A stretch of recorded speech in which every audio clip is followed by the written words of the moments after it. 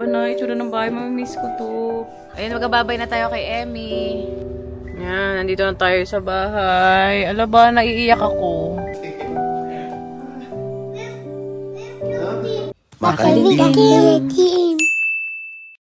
Ito na pala yung last time na dito kami matutulog sa bahay. Medyo bittersweet. So, nagpe-prepare na yan si Jay, nag-aayos. Yung mga ibang gamit namin na kinakarol na. Tapos, ayan, naglalatag lang kami dito. Marami na rin nakapack. Si Jacob nakatulog dyan. Tapos, yung iba na itsura ng bahay. Mamimiss ko to. Hindi ko rin alam kailan ko makikita ulit to. O baka ibibenta na namin. Tapos, di ko na makita ever. So, hindi natin alam yung mangyayari. Ikaw, nararamdaman mo? Lungkot. Pakita ko sa inyo yung bahay. Mag-house tour tayo. So, wala nang laman na laundry. Pinadala na natin yung laundry and dryer. Yung iba sapatos namin nandiyan pa. Kaya tayo sa taas mabilis. Sama ko kayo. So, punta tayo sa kwarto namin. Dito kung saan nakalagay yung aming Super King bed. So, puro maleta. So, meron kaming maleta dyan. Ganyan, itsura. At I think na pakita ko na to sa past video.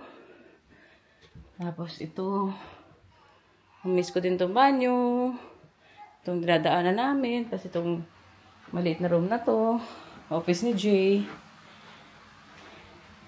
Konting ayos pa dyan. Tapos, of course, itong pinagtulugan ni na mami. Sobrang daming memories. Nakakalungkot. Totoo lang. Nakakakaba na nakaka-excite, pero more on nakakakaba at nakakatakot, nakakalungkot. Kasi marami kami iiwan dito. So, may iwan namin yung mga friends. So, syempre si Carol, kaya nakakalungkot. Wala na ulit kaming family doon. Hello! Ayan na. So, medyo nagkakaroon na tayo mas maliwanag na, mas maliwanag na ano.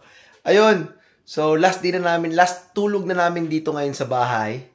So, doon pa rin kami sa sala matutulog. Tapos ito, yung baba kasi, bukas may maglilinis. So, double time lang tayo sa pag-clean up. Para bukas, wala nang gamit. Para pag naglinis sila, mas pulido. Kasi wala nang gamit na tatanggal-tanggalin, mas mabilis. Tapos, yung taas, so, yung isang kwarto, na doon yung maiiwan ng mga gamit, doon sa susunod na lipat. Salamat, Kuya Bernard. Yung gitnang kwarto, yun naman nandun yung, yung mga gamit ko. Naka-set up na yon, pero ilalagay na lang doon sa maleta, which is na doon sa kabilang kwarto. So, ayun na. So, anong oras na ngayon? 11 na ata, 11 na. Bukas, alas 10:30 pupunta daw yung cleaners. So, bukas kami, lilikas na kami ng mga alas 8 para at least may time pa ako para mag-ayos ng konti bago sila maglinis. 'Di ba? So, mag-aayos pa ako before sila maglinis. Ganun talaga. So, ayun lang. Good night. See you tomorrow. Last tulog namin dito. Bye. Bye-bye. Last din na namin dito sa New Zealand. Boss na yung flight namin. So, nagpapakami kanina madaling araw nito. Pina-finalize namin yung pack. Tapos, na-feel namin. Kasi ang ginawa namin, inipon muna namin yung mga gamit na ilalagay dito sa isang kwarto. Tapos, biglang feeling namin, parang kulang. Ayun nga, may mga kulang yung aming bagahe kasi kulang yung space. So, napabili ngayon kami ng box dito. So, nag-research kami. Nagdagdag kami ng extra baggage. Tapos, ni-research namin kung ano ba yung pwede na size ng box. So, yun yung binili natin. 104 liters sa Bunnings. So, ang sabi kasi doon, dapat ang total na length dimension niya is 158 centimeters. So, ito, 5.9, 597, 59 plus 43 plus 40. Yan, less than 158. So, pasok to. Sana. So, nagdagdag kami, parang $95 ata yan. Eh, naka-flexi ticket kami, kaya nakapag-add kami ng, ewan ko kung may charge ba yun, kung ano ba yun, regardless ba kung flexi ticket or hindi. So, sana namin dalhin yung doon na to. Kaso, unfortunately, hindi siya kasya dun sa box. Medyo lagpas siya, hindi ko nasukat. So, ito na lang yung lalagay natin. Pero, ang maximum na pwede ilagay yan is 23 kilos.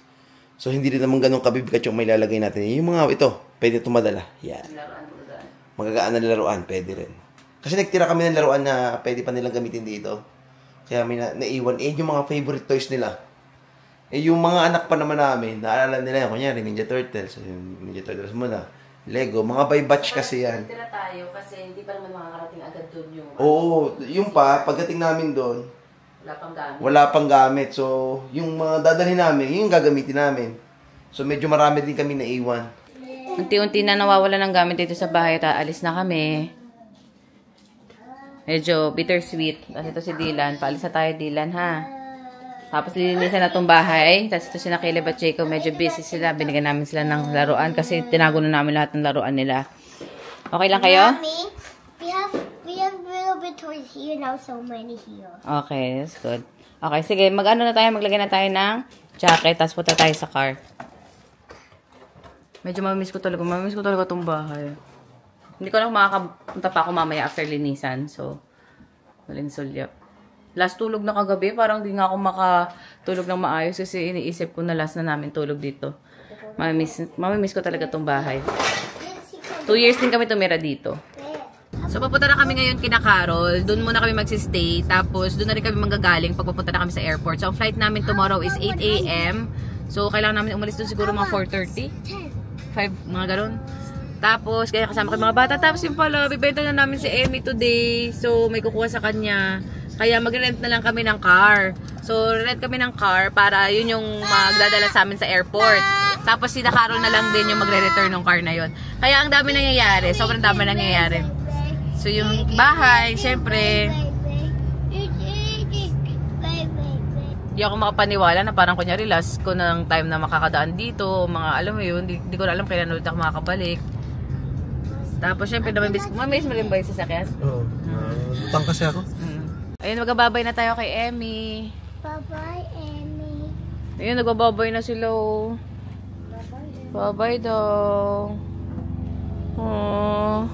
Bye-bye. Oo, kasi, bye-bye daddy ba? Hindi pala bye-bye Emmy. Kasi bebenta na natin si Emmy. So, dito na kami kina Carol nagstay ngayon. Dito na kami mag-overnight. Nilagay lang namin dito yung, hindi pa naman forever. Bukas yung flight natin. Si Dylan. So, si Carol. Masyadong magulo yung bahay kasi nilagay namin yung mga extra na gamit dito. Tapos ayusin pa namin yan mamaya. Dito yung capsule. Tapos yung mga, ang tawag dito? Maleta. Ay, oo, prepare ko na pala susuotin bukas para tapos na. Kaso, mahirap kasi. May ginawa muna akong form na document. Tapos, mahirap patulogin pa. Pinapatulog ko pa tong bata. Tapos, may mga nagugutom na bata. Kaya, nakahati yung oras ko. Mamaya ulit. Tapos, si Jay pala, binenta yung sasakyan. So, nandun siya sa bahay ngayon. Minute up niya yung bibili ng sasakyan. Tapos, ayos, yun, ita-transfer na sa kanya. Tapos, nag-rent din kasi kami ng car para yun yung gagamitin namin papunta sa airport bukas. So, kukunin din niya yun mamaya. Kasama niya si Elliot kasi si Elliot yung mag-drive sa kanya dun. So, ito yung nirent namin, Nissan Serena. Tapos, medyo maluwag. Maganda. Nagustuhan mo, Caleb? What's his name? Nissan Serena, yung pangalan ng car na to. Serena pala. Serena? That's our car. Hindi, nirent lang natin to. So, sakto to sa amin. Iniisip kasi namin kung anong car yung bibilihin namin pagdating doon. Anyway, papunta... Blue car? Convenient yung sliding door. Saka napipindot lang, madali. Tapos, pupunta kami ngayon sa bahay. Last look namin sa bahay. Magbababay lang tayo kasi mamimiss natin syempre. Tapos, yun, wala na siyang gamit. Si Emmy. Emmy's a race car. Miss daw nila si Emmy. Si Emmy yung car namin na puti. Na Wish, Toyota Wish. Oh. Para sa kanila race car. Dapat hindi naman siya race car. Yun, so, yun nakakalungkot. Ito yung last namin dadaan dito. Pakita na nga lang natin yung lugar. Ayan o. Papunta na tayo dun sa bahay. Sa Spinella Drive.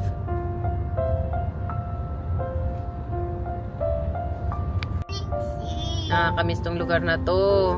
Ikaw mamimiss mo, be? Nakakaro tayo nag-drive dito. Oo nga, kasi siyempre ito yung dadaanan namin pag inahatid namin sa school sila Caleb.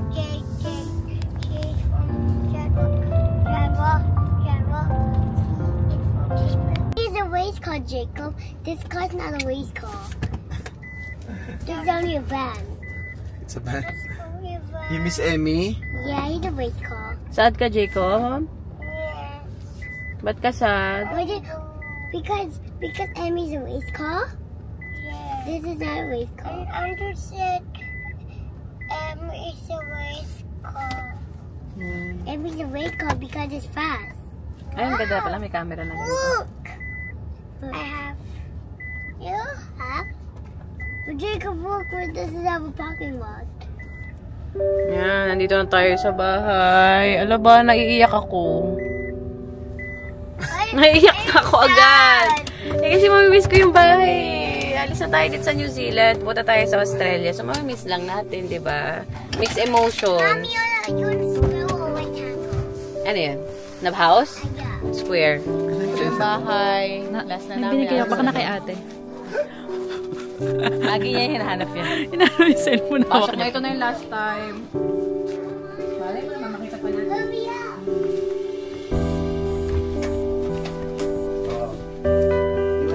Iwan yung shoes sa labas. Shoes sa labas. Jacob, Jacob. Jacob. My shoes have to go inside. Hindi, labas. Labas lang kasi ano, very clean inside.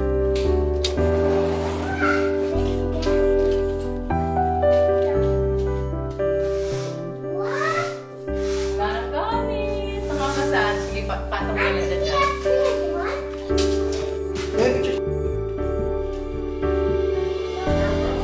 It's not fun. That's fun. And you love the color.